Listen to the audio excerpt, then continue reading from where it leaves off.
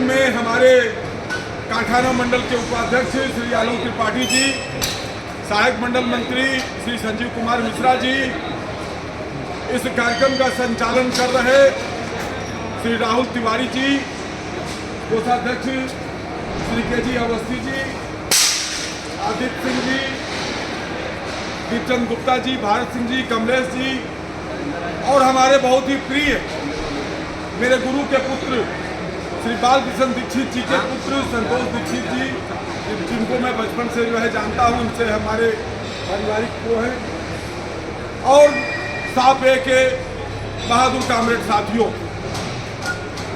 हमारे दो वक्ताओं ने, श्री संजीव कुमार मिश्रा जी ने जोरदार बुलंद नारों के साथ और श्री आलोक त्रिपाठी जी ने विषय वस्तु पर आप सभी का ध्यान आकर्षित करते हुए 22 दिसंबर की रैली में आप सबसे समर्थन की अपील किया है।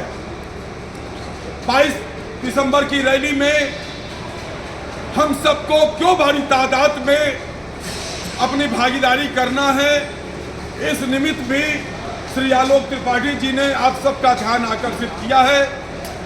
मैं उन्हीं की बातों को आगे बढ़ाते हुए कहना चाहता हूं कि साथियों, आपके प्रयास से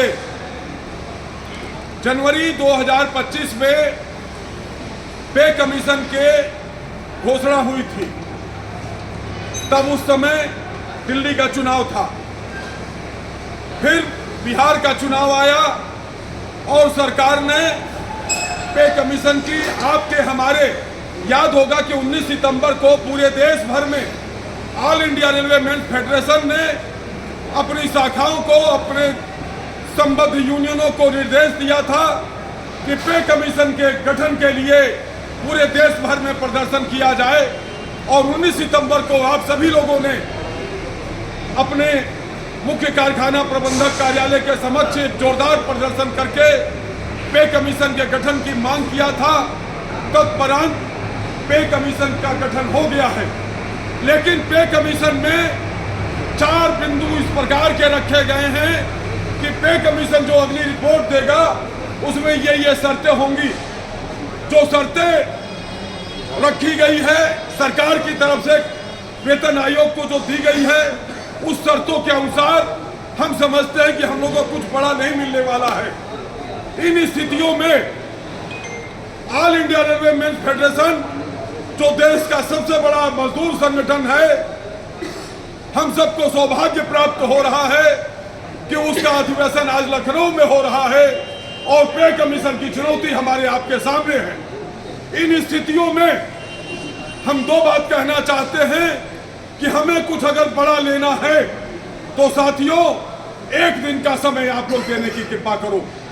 22 तारीख को बड़ी तादाद में हम लोगों को यहां से चारबाग रेलवे स्टेडियम तक चलना है और आप ये समझ लो पूरे देश भर की इलेक्ट्रॉनिक और प्रिंट मीडिया इस कार्यक्रम को कवरेज करेगी।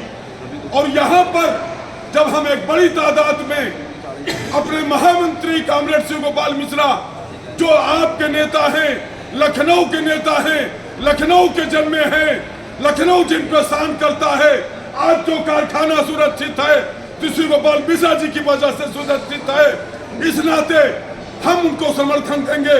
जोरदार उनको ताकत देने के लिए हम सबको बड़ी तादाद में यहाँ से रैली में हिस्सेदारी करना है। तो मैं आज सारे साथियों से, आज हम लोग की 4 मीटिंगें हैं, इसके बाद ट्रिमिंग में है, इसके बाद पेंट साहब में है, भारत सिंह जी के नेतृत्व में और के.जी. अवस्थी जी के नेतृत्व में। तो लगातार हम लोग आप सब लोगों के बीच में पहुंच करके यही अपील कर रहे हैं कि एक दिन मित्रों, यूनियन को दो, आने वाले समय में अपने भविष्य के लिए, अपने बाल बच्चों के भविष्य के लिए, इस कारखाने को बचाने के लिए हमको आपको 22 तारीख का दिन यूनियन को समर्पित करना है। एक और लास्ट बात कह के मैं अपनी बात को विराम दूंगा। आप सबको अवगत है कि इधर प्रशासन ने हम सब पर लगातार प्रेशर बनाया कि जो आज हमारी 9 ट्रेडें हैं पूरे कारखाने में, उसको 3 ट्रेडों में समाहित कर दिया जाए। उस पर आपकी यूनियन ने जोरदार लड़ाई लड़ी, जगाधरी में वो मर्डर हो गया, लेकिन हम लोगों ने किसी भी हाल में एक संकल्प लिया कि हम अपने ट्रेडों का मर्जर नहीं होने देंगे। तो आज अगर ट्रेडों का मर्जर नहीं हुआ है तो आपकी यूनियन और आपकी ताकत की बदौलत नहीं हुआ है। जिंदाबाद जिंदाबाद जिंदाबाद जिंदाबाद। तो साथियों, आप यूनियन को अपनी ताकत दो, आप यूनियन को अपना समर्थन दो। यूनियन आप और आपके बच्चे और आपके परिवार के भविष्य के लिए हर संभव लड़ाई लड़ रही है, आगे लड़ती रहेगी। इन्हीं बातों के साथ मैं फिर से आप सबसे करबद्ध अनुरोध करता हूं कि 22 तारीख को एक दिन यूनियन को दीजिए। और ये विशेष बात कहते हुए अपनी वाणी को विराम दूंगा कि ये नहीं कि यहाँ से चारबाग पहुंचे और वहां से गायब हट जाएं। जब तक महामंत्री जी का भाषण न हो जाए तब तक हम लोगों को रहना है। इन्हीं बातों के साथ अपनी वाणी को विराम देता हूं। जिंदाबाद जिंदाबाद जिंदाबाद जिंदाबाद जिंदाबाद जिंदाबाद। धन्यवाद साथियों, भैया बहुत